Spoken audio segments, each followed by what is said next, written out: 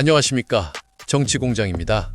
최근 여의도를 넘어 전 국민의 이목이 집중된 사건이 있었습니다. 바로 구속된 국민의힘 권성동 의원의 구치소 생활에 대한 충격적인 소식입니다.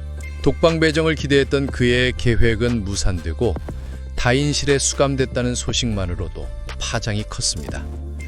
내부 관계자를 통해 유출된 소식에 따르면 권성동은 다인실에서 다른 재소자들과의 다툼 끝에 결국 신체적 폭행을 당했고 얼굴과 목 주변에 눈에 띄는 멍과 상처가 남았다고 합니다. 이 사건은 권성동의 몰락이 왜 윤석열 정권 전체의 위기로 번질 수밖에 없는지 그 본질을 적나라하게 보여주는 도화선이 될 것입니다. 먼저 권성동 의원의 충격적인 구치소 근황부터 짚어보겠습니다. 독방이 만석이라 다인실로 밀려난 권성동. 그곳에서 다른 재소자들과의 불가피한 다툼이 계속되었고 결국 사소한 말다툼이 폭력 사태로 번져 얼굴에 멍과 상처가 남았다는 소식입니다. 김용남 의원 등 여러 관계자를 통해 멍들었다는 이야기가 공공연히 돌 정도로 이미 그 실상은 널리 알려지고 있습니다. 구치소 측은 결국 권성동을 다인실에서 독방으로 임시 이동시키는 조치를 내렸다고 합니다. 그런데 이보다 더 충격적인 것은 권성동이 저지른 혐의의 심각성입니다. 그의 혐의는 단순한 불법 정치자금 수수를 넘어섭니다. 그는 통일교라는 거대 종교 세력을 정치판으로 끌어들였고 국민의 표와 조직을 거래의 대상으로 삼았습니다. 이는 권력을 얻기 위해 국민을 배신하고 국가 민주주의의 근간을 흔들린 범죄입니다. 종교와 정치는 원천적으로 분리되어야 함에도 불구하고 권성동은 선거에서 표를 얻기 위해 종교 집단과 결탁했으며 심지어 권력을 잡자마자 그들의 이해관계를 국가 정책으로 반영하겠다고 약속했습니다. 이는 권력을 특정 집단의 이익을 위한 도구로 전락시킨 행위입니다. 더 심각한 점은 이 사건이 권성동 개인의 일달로만 볼 수 없다는 점입니다. 그는 윤석열 정부에서 핵심 중 핵심, 즉 권력 설계도의 중심축을 담당하던 인물이었습니다. 대통령 최측근이자 집권 세력의 중심부였던 그가 통일교와 거래했다는 사실은 정권 전체가 이 불법 구조와 깊이 연루되어 있었음을 방증합니다. 즉 권성동의 구속은 단순히 한 국회의원의 몰락이 아니라 정권의 정당성과 정통성을 흔들 수 있는 도화선인 셈입니다. 그리고 얼마 전 권성동은 결국 자신의 범죄를 실토했습니다.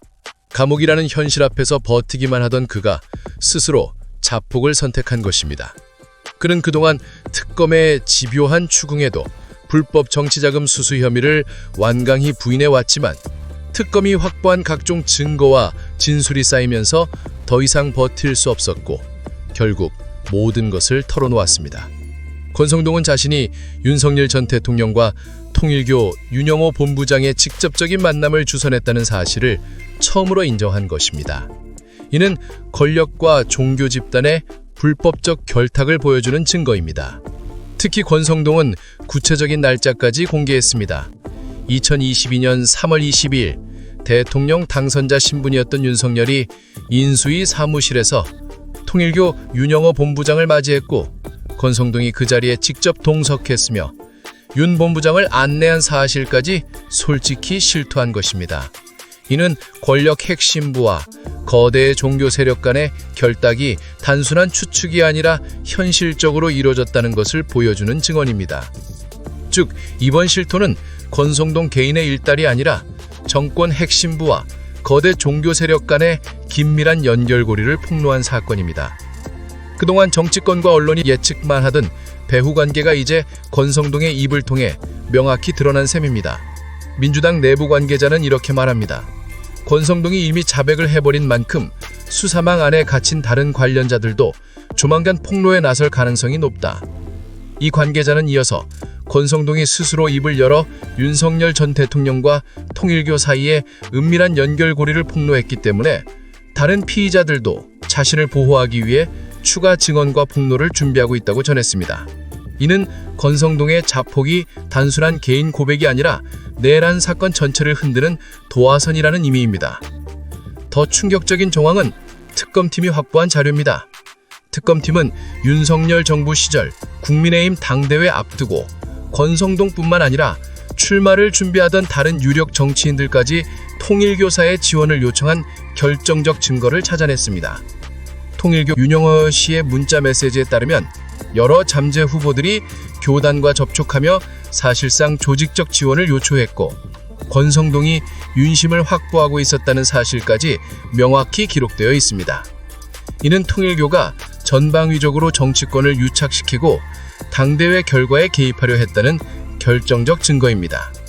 결국 국민의힘 자체가 통일교와 깊숙이 연결되어 있다는 주장은 더 이상 우스갯소리가 아니라 현실적 경고로 받아들여질 수밖에 없습니다. 권력과 돈, 종교와 정치가 뒤엉킨 구조적 범죄의 그림자가 세상에 공개된 것입니다. 권성동의 자백과 특검이 확보한 문자 메시지, 그리고 여러 잠재 후보들의 접촉은 조직적이고 체계적인 유착 구조를 명확히 보여주고 있습니다. 공개된 자료와 증언들을 보면 권력층 내부에서 계획되고 실행된 조직적 범죄의 흔적이 적나라하게 드러나고 있습니다. 이 사건의 심판은 이제 막 시작됐습니다. 권력과 돈, 종교와 정치가 뒤엉킨 구조적 범죄를 끝까지 드러내고 책임을 묻는 과정은 피할 수 없는 역사적 과제가 될 것입니다. 권성동의 처절하고 역겨운 근황과 그 충격적 실체가 더 많은 사람들에게 알려질 수 있도록 영상 좋아요와 구독 부탁드립니다. 여러분의 구독과 좋아요는 알고리즘과 연결되어 오늘 내용이 더 많은 분들에게 이 진실이 전달될 수 있습니다. 오늘도 끝까지 시청해주셔서 감사합니다. 정치공장이었습니다. 자, 그리고 다음 뉴스도 한번 가보겠습니다. 권성동 의원 어떻게 지낸 잠깐만 전달하려고 하는데요. 당 의원들에게 옥중 서신을 보냈다고 합니다.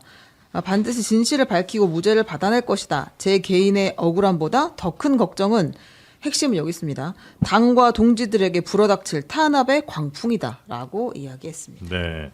근데 이거 권성동 의원은 여기가 뭐 썰 확인한 자리는 아닙니다만 그 안에서 좀 이렇게 트러블이 좀 있었다는 얘기가 우리 변호사님이 참 해주셨던가? 제가 변호사님 걸 보고 제가 들은 것 같은데 맞아요?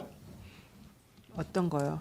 권성동이, 권성동? 어렵다고. 그 홍거실에서 네. 다른 사람하고 좀 다퉜다? 네. 뭐 멍들었다? 네. 맞아요? 그런 얘기가 있더라고요. 아, 그래요? 그건 저만 그런 게 아니고 김용남 의원도 아.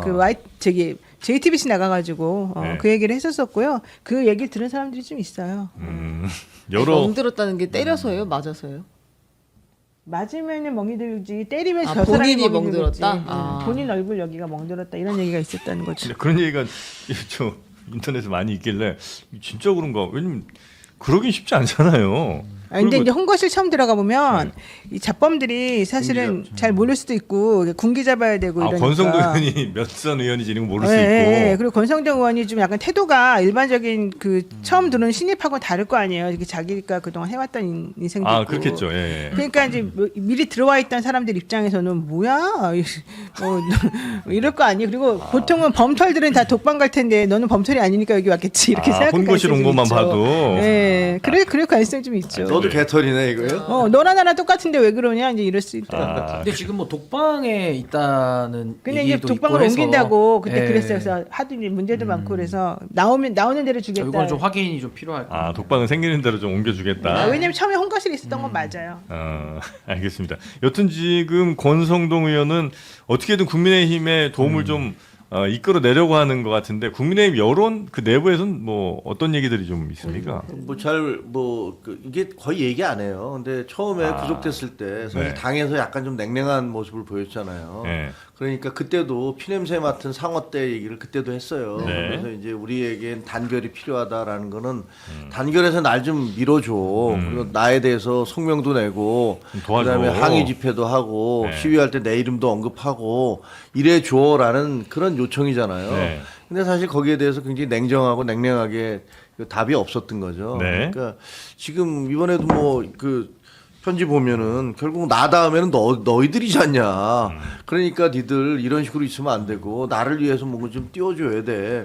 이런 그런 SOS 구호 신호를 계속 하시는 것 같아요. 네. 근데 글쎄 그게 지금 솔직히 말하면 당에서 누구도 엮이고 싶어 하지 않죠. 엮이면은 그게 어떤 식으로 불똥이 튈지도 모르는 거고. 약간 손절 분위기예요. 거리두기. 뭐 각자 도생이죠. 뭐 어떻게 각자 보면. 도생. 네.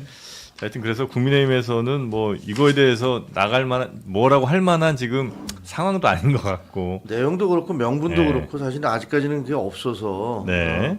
그게 무슨 한학자 씨한테 돈 받았다는 거잖아요. 쉽게 얘기하면. 그렇죠. 근데 그거를 무슨 뭐 어떤 대의명분을 가지고 하기도 곤란하고 이것을 뭐 당에 대한 탄압이다 이렇게 얘기하기는 그때 당시에 그 당원 명부 가져갈 때 뭐 모여서 항의하고 이런 걸로 이 정도 했으면 우리가 된 거 아니야? 뭐 이런 생각이 있는지 없는지 하여튼 뭐 그런 네, 그런 네, 네. 느낌이에요. 알겠습니다.